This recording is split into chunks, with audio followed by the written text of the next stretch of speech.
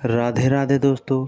पौराणिक कथाओं के क्रम को आगे बढ़ाते हुए आज मैं जो आपके सामने कथा लेकर आया हूँ वो रामायण और महाभारत दोनों का सम्मिलित रूप है।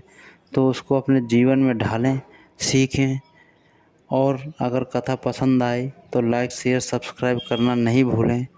तो सुनिए दोस्तों, जब रावण ने जटायु के दोनों पंख काट डाले तब काल उनको लेने आया और जैसे ही काल आया गिद्धराज जटायु ने मौत को ललकार कर कहा, खबरदार, ये मृत्यु आगे बढ़ने की कोशिश मत करना। मैं मृत्यु को स्वीकार तो करूँगा लेकिन अभी नहीं।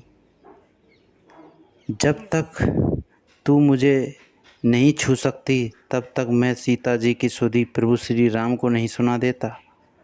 मौत उन्हें छू नहीं पा रही है, कांप रही है। खड़ी होकर मौत तब तक खड़ी रही, कांपती रही जब तक जटायु ने प्राण नहीं त्यागे।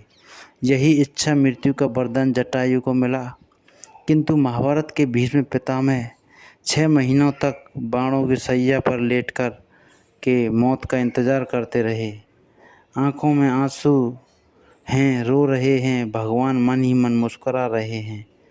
कितना अलौकिक है यह दृश्य। रामायण में जटायु भगवान की गोद रूपी सैया पर लेटे हैं, प्रभु श्री राम रो रहे हैं और जटायु हंस रहे हैं। वहाँ महाभारत में भीष्म पितामह रो रहे हैं और भगवान श्री कृष्ण हंस रहे हैं।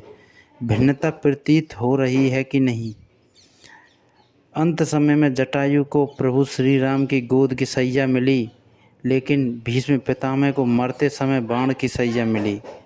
जटायु अपने कर्म के बल पर अंत समय में भगवान श्री राम की गोद रूपी सैया में प्राण त्याग रहे हैं और बाणों पर लेटे लेटे भीष्म पितामह रो रहे हैं।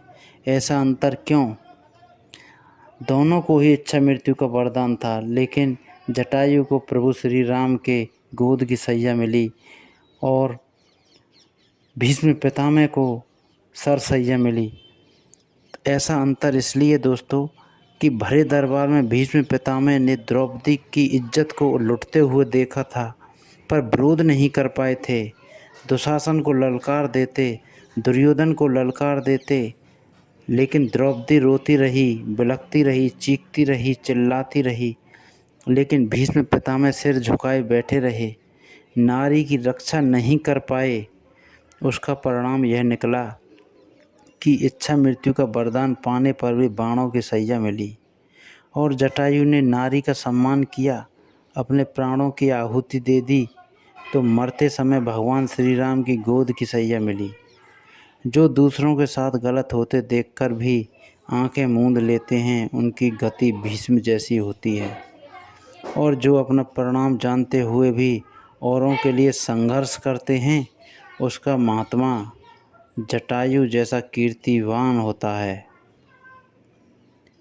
इसलिए कहते हैं दोस्तों, कर भला तो हो भला। तो दोस्तों, अगर कथा अच्छी लगी हो तो लाइक शेयर सब्सक्राइब करें। राधे राधे दोस्तों।